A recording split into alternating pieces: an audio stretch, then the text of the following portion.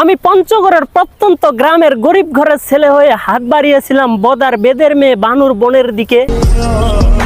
পানিডুবি বাজার থেকে পানি পড়া, মানিক পীর থেকে পীরের দোয়া, কামারের হাত থেকে কামারের কাছ থেকে তাবিজ বানিয়ে তাকে ফেলতে চেয়েছিলাম আমার প্রেমের ফাঁদে। লীলার মেলা বাজার থেকে লাল শাড়ি, চাকলা থেকে কাচের চুড়ি, ফুলতলা বাজার থেকে ফুল, কালিয়াগঞ্জ কাজল দিঘি থেকে একটুকু কাজল, পরের ডাঙ্গা বাজার থেকে গরুর গাড়ি, পঞ্চগড় থেকে 5 জন বরযাত্রী, সাকুয়ার শরীয়ত মোতাবেক দেবীগঞ্জের দেনমোহর দিয়া, মুন্সিরহাটের মুন্সি নিয়ে, কাজীপাড়ার কাজীকে নিয়ে মারে আর রাঙ্গামাটিতে করতে চাইছিলাম বিয়া।